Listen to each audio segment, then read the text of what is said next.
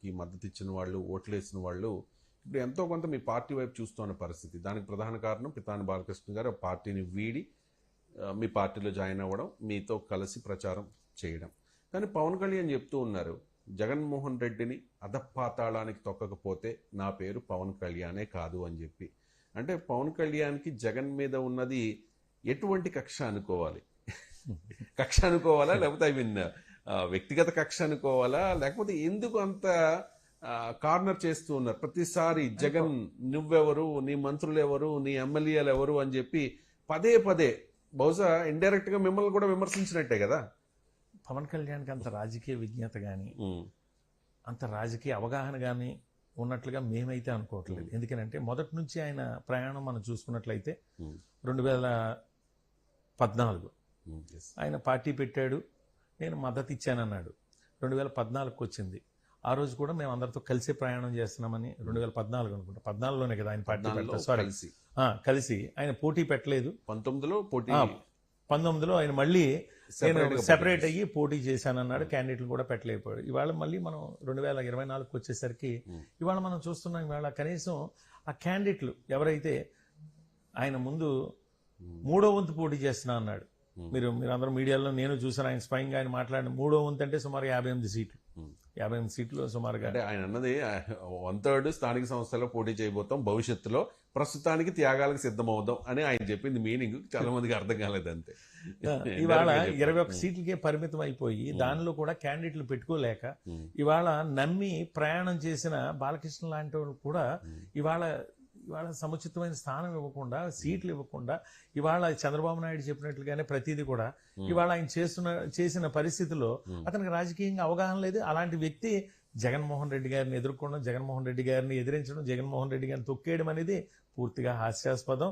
జగన్మోహన్ రెడ్డి గారిని ఇవాళ టచ్ కూడా చేయలేరు. 2014 ఎన్నికల్లో మీరు ఎంత అవునన్నా కాదన్నా, 2014 ఎన్నికల్లో బికాస్ ఆఫ్ పవన్ కళ్యాణ్ జగన్మోహన్ రెడ్డి గారు అప్పుడు ముఖ్యమంత్రి కాలేకపోయారు, వైసీపీ అధికారంలోకి రాలేకపోయింది. జస్ట్ 1.5% ఓట్ షేర్ తేడా. ఆ ఎఫెక్ట్ అంటే ఇప్పుడు మళ్ళీ తిరిగి మద్దతు ఇస్తున్నారు కాబట్టి ఆ ప్రభావం ఉండదంటారా? ఆ రోజు పవన్ కళ్యాణ్ అంటే ఏదో చేస్తాడు, ఒక అవగాహన ఉన్న వ్యక్తి, లేదంటే ఏదో మంచి చేయడానికి వస్తున్నాడు, ఇవాళ రాజకీయాల్లో అతనికి వస్తే కొంత రాజకీయాల్లో కొంత ఏదో మార్పు తీసుకొస్తాడని చెప్పి కొంతమంది ఆ రోజు ఊహించారు.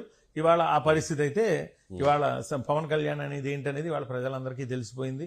అరుపులు కేకలు తప్పితే అతని దగ్గర విషయం అయితే లేదు.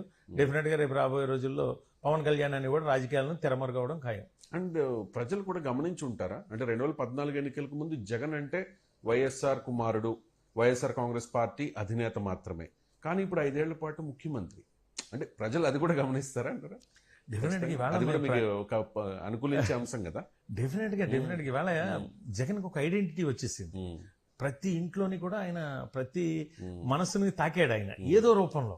అది అమ్మఒడు కావచ్చు, ఏదో సంక్షేమ పథకం, ఏదో రూపంలో ప్రతి వ్యక్తికి కూడా ఆయన దగ్గరయ్యాడు.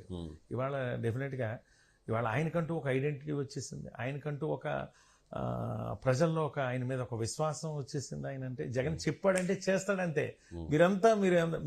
ప్రజలు అడుగుతున్నారు, మేనిఫెస్టో ఇంకా రాలేదు ఏంటి అంటే ప్రజలు ఎంత ఉత్సాహంతో, అంటే జగన్మోహన్ రెడ్డి గారు చెప్తే చేసేస్తాడు, ఏమొచ్చినా చేస్తాడు అని చెప్పి ఇవాళ ప్రజలందరూ కూడా ఆయన మీద ఒక గొప్ప నమ్మకంతో ఉన్నాడు. ఆ నమ్మకం రావడం అనేది మామూలు విషయం కాదు. ఇవాళ 30-40 సంవత్సరాలు చేసిన చంద్రబాబు నాయుడు నమ్మే పరిస్థితి లేదు. 5 సంవత్సరాలు చేసిన జగన్మోహన్ రెడ్డి గారిని ఈ రాష్ట్ర ప్రజలందరూ కూడా నమ్ముతున్నారు.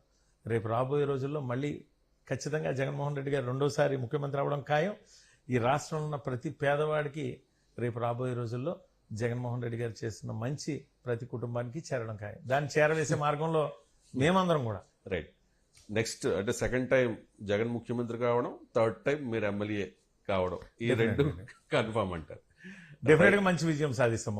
రైట్ అండి, థ్యాంక్ యూ సో మచ్ అండి సతీష్ గారు. ఇది పొన్నాడు సతీష్ కుమార్ చాలా కాన్ఫిడెంట్ గా చెప్తూ ఉన్నారు వచ్చేది జగన్ ప్రభుత్వమేనని చెప్పి.